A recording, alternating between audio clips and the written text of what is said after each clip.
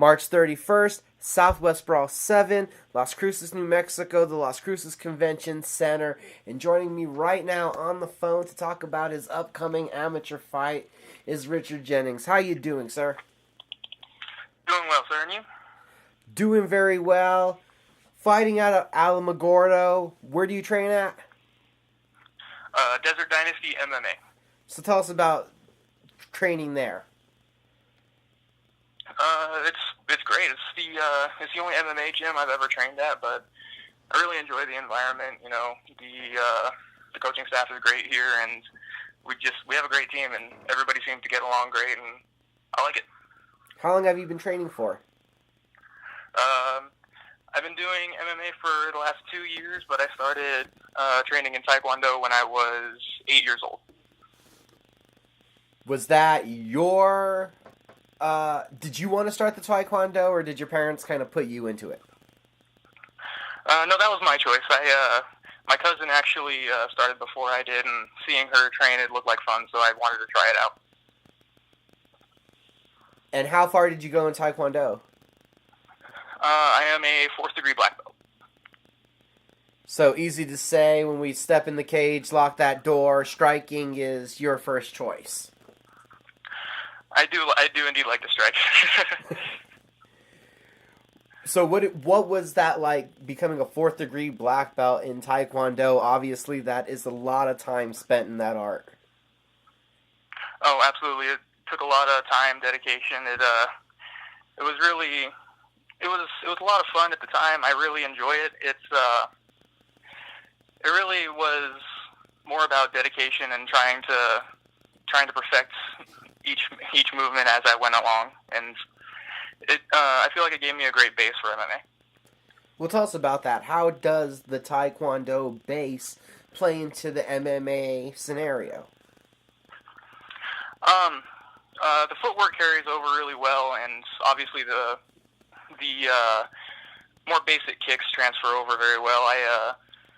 I'm fortunate to have a coach that was really good at Muay Thai and helped me really transition everything over to make it more powerful and more effective for MMA. When did you get the aspirations to transition over from Taekwondo to MMA? It was about, I'd say, a month or two before I actually started training here at Desert Dynasty. I was starting to really want to compete more often than I was in Taekwondo, and I really wanted to challenge myself and see if I could push myself to the next level. So I started doing some research, and right after my 4th degree testing, I came over here to Desert Dynasty. What was it like starting the grappling, the wrestling, the jiu-jitsu after having done striking for so long? It was definitely different. It was a big learning curve, but I feel like I've adapted to it fairly well, and it took me about a year of training before they felt I was ready to take my first MMA fight. And honestly, we work on wrestling a lot here, and so I feel like I kind of fell into just the right team to help me get my ground game up. What was that first MMA fight like? It was a big deal for me. It was definitely a big experience. It was quick. Everything went down in the first round. It was very eye-opening, but as soon as that cage door closed and everything just fell away, I knew this is what I wanted to do. How do you feel you'll be able to incorporate your full abilities from Taekwondo in there? What will you have to do to be able to pull off your full arsenal of weapons?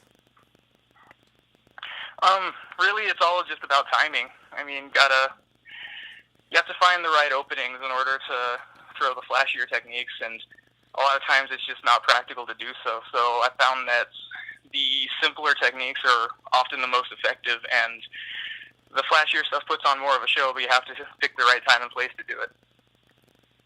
Have there been other Taekwondo guys that have transitioned over that you've really studied to incorporate things that they do into your game?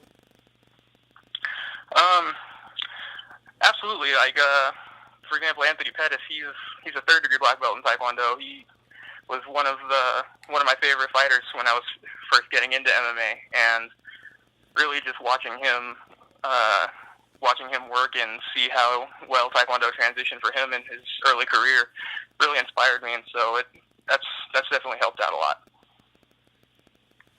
How do you approach an MMA fight as a challenge? What's your thought process on approaching an MMA fight? What it is to you? For me right now, it's just having fun, trying to get as much experience as possible. I mean, I'm very fortunate to be in a position where I can do what I love and just go out there and have a good time, lay it all out on the line. And going into the fight, it's just a matter of, for me, it's just a matter of staying focused and doing everything I can to bring home the win. 3 fights in, how has your outlook on MMA changed? It has changed quite a bit in the last year. I think I take it a little bit more seriously than I did when I first started out, because when I first started, it just, you see it on TV, you just see the guys going out there, they do their thing, and then you see all the glory behind it, but you never really see the hard part, the grind, the behind-the-scenes training and the diet and everything that they go through. And now that I've been through all of that, I definitely see all of the behind-the-scenes aspects of everything, and I have a lot more respect for a lot of fighters, especially the fighters that don't make weight, because I know what they go through. And I honestly am absolutely happy, and I feel very honored to be a part of this sport. The opponent on the 31st is going to be Jonathan Rivera. Do you know anything about your opponent? My coach tries to discourage me from studying my opponents too much. He doesn't want me to psych myself out, especially at the amateur level. We kind of agree that at the amateur level, so much can change between fights that if you study your opponent too much, then you'll end up psyching yourself out, and they could do something completely different from what you studied. So I kind of just let him take care of that and have him tell me what to do. You've had 1 loss so far. What was the lesson learned from that night? I'm sorry? You have 1 loss on the record right now. What was the lesson learned from that fight? Lesson learned was definitely mix it up a little bit more and be ready for the sprawl.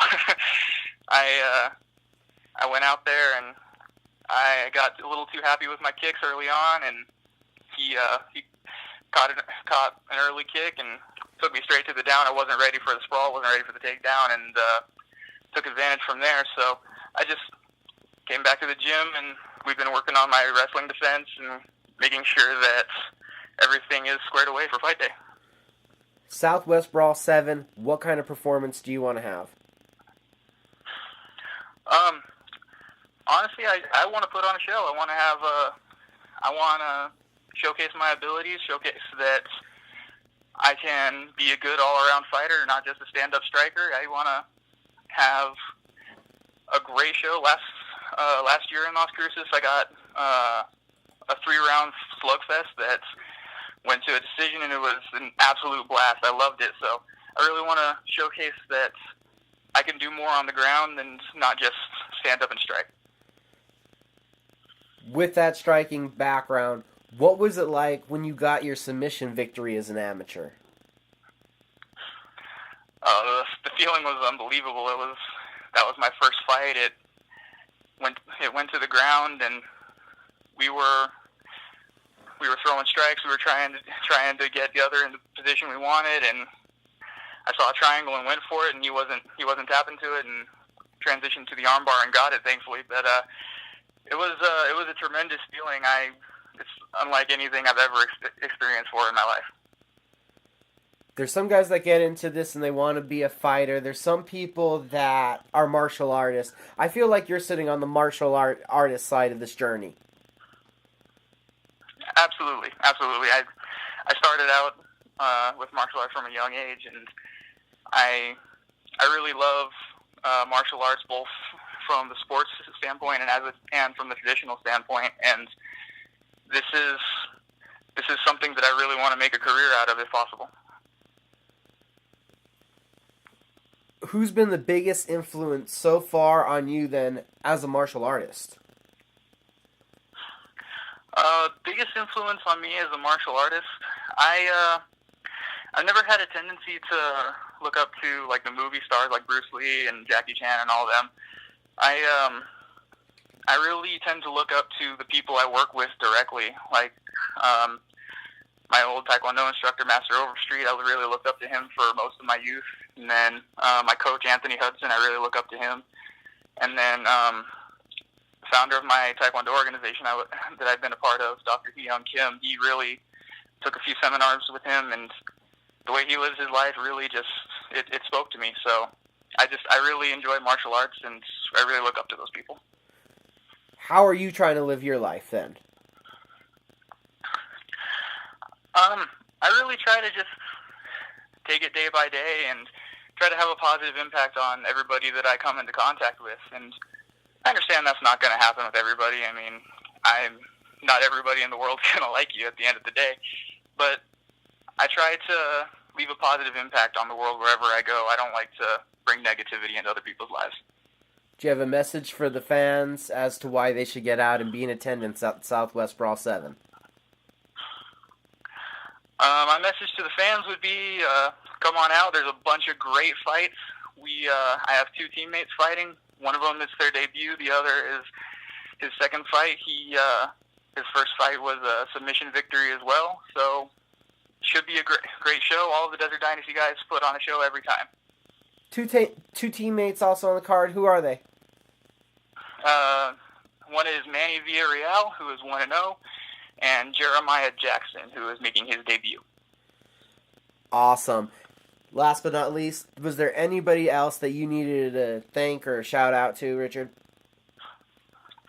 Oh, absolutely. Everybody here at Desert Dynasty, all of my teammates, thank you guys for supporting me and helping me get to where I'm at today. And, of course, got to thank my family, especially my mom and my grandma, for helping me through the diet and everything and really putting me in a position to follow my dream.